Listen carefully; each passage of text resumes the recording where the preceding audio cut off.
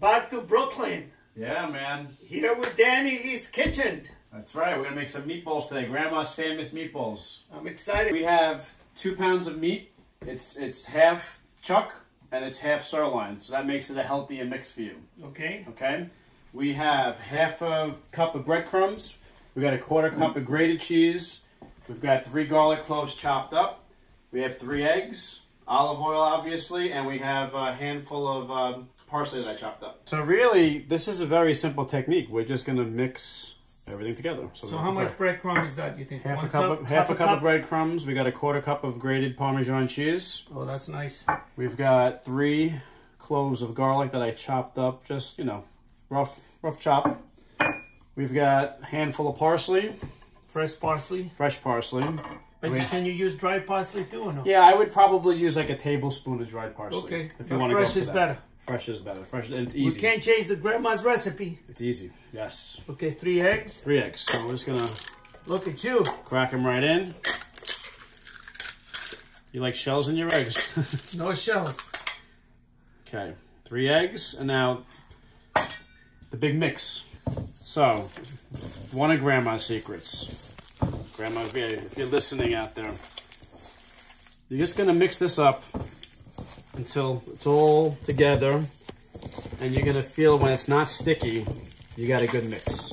If you're feeling like it's too sticky, you're gonna add extra breadcrumbs until it just falls off your hand. We used 2 pounds of chopped meat. I used 1 pound of the chuck, 80%, and 1 pound of 90% sirloin to make it a little bit healthier. Yeah. Nice. Good. I think we're ready to go. So yeah, we're gonna fry in olive oil. Not everybody does that, but you know, olive oil is healthier for you. Plus, if you like the flavor of olive oil, then you're gonna like the flavor of these meatballs. Okay, so we're gonna let the oil get hot for how long, you think? It's probably like a minute or 2. Once we flash some water on the pan and we feel like it's hot. Wow, it's heavy. Yeah, cast iron is another one of Grandma V's secrets. Yeah. Now we know the oil is ready for the meatballs. Old ancient secret. All right. All right, let's make some meatballs. Okay. So we're just going to bring it down to medium. Medium heat. Medium heat. Okay. And now when you're making the ball, what I like to do is just... You must play baseball. Yeah, this is old baseball habits, die hard. You just give it a nice roll, and then really you're just dropping it in. We're going to get a nice crispy outer edge, but the key is when you fry properly at the right temperatures, the oil is not going into the meat. Okay. It's just hitting the outside, so you're getting all the benefits. So you give it a little throw, you make the meatball. What I like to do is I like to go around in a circle like this, and then start putting meatballs in the middle to fill the pan. All right. Because as we make the full circle, we'll start turning them. Very nice. And I would say this is probably about a 5-minute process. Nice, gives it a nice pack. I really like it. I like how the meatball feels. Okay. All right, we're frying. So we got 2, 4, 6, 8, 10, 12, 14, 16. Perfect. Look at that. Close to 20. Wow. All right, so I'm just going to start flipping them. So what I like to do is just give it like a little tilt. So we're going to give it a little tilt. You start to see the meatball cooking. So you're going to cook them like in four different ways. The bottom, the top, and the side. Yeah, you kind of roll it around till you see the sides are starting to get crispy. So right now the heat is medium. Yes, medium heat. Medium heat. And you know, there's a big debate when it comes to these meatballs now, right? What kind of debate? How do you like to eat your meatballs? Do you like them in your tomato sauce, your gravy as we call it when you're making a meat sauce? It's a great Italian debate.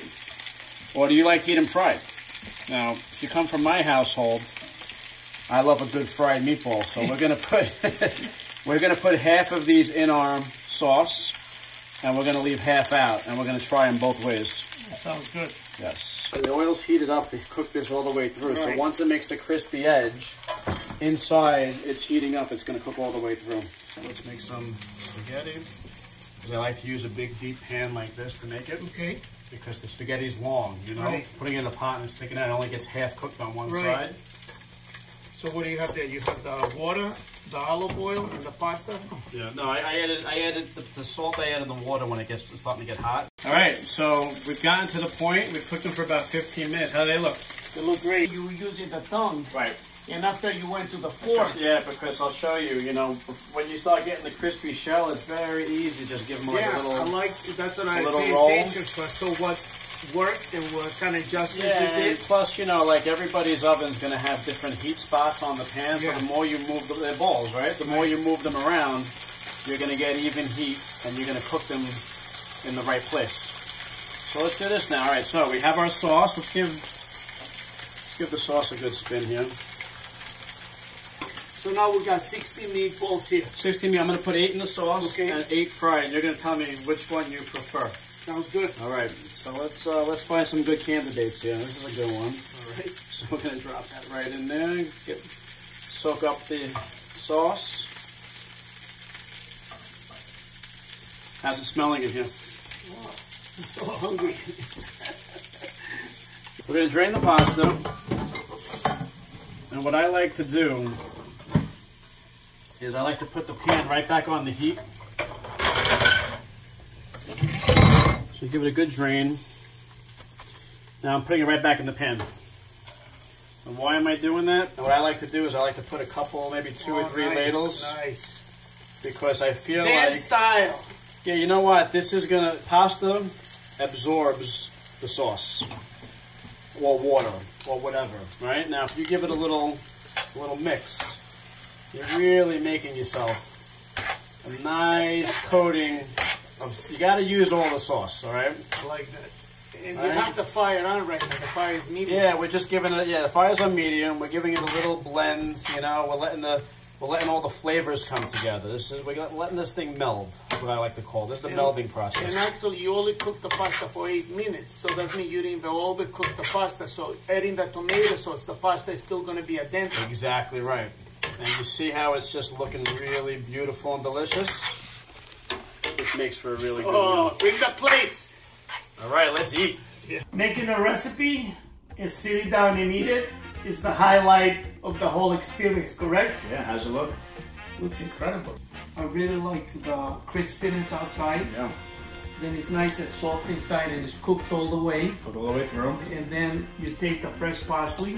I think this is more like an appetizer. Like, I can see it's like sitting down and having a glass of wine or a beer and having the meatballs. Now you go with the meatballs with a tomato sauce. Yeah. That's a meal. It's a meal. Wow, the sauce is so good. You say you cooked the sauce for how long? About 5 hours.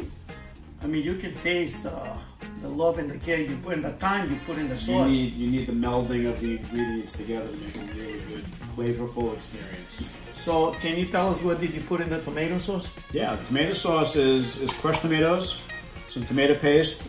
You're using really good olive oil again. You dice up an onion or 2. You put in some basil, fresh basil, or you could put like just regular spiced basil. I cooked it with sausage also to get like a meat sauce flavor. Oh.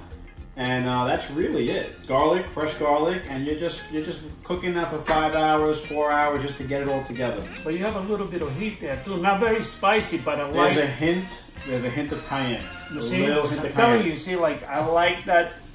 It doesn't attack you, right? But after you finish, you feel it, and it's a right. I like that. Yeah, this sauce is not. You don't need a heat index of like 125. No. You need to taste just that little bit. Yeah. Mixed with the parsley, mixed with the spices.